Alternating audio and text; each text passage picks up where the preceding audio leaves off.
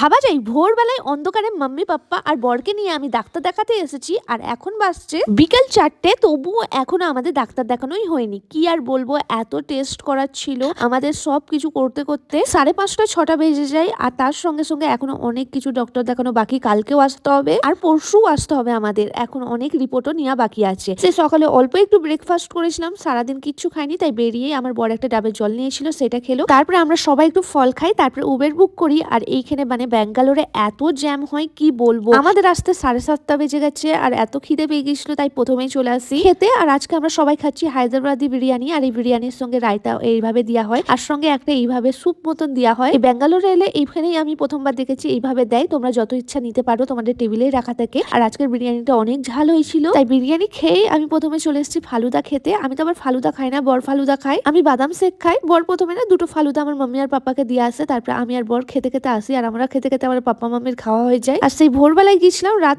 8টার সময় হোটেলে এলাম।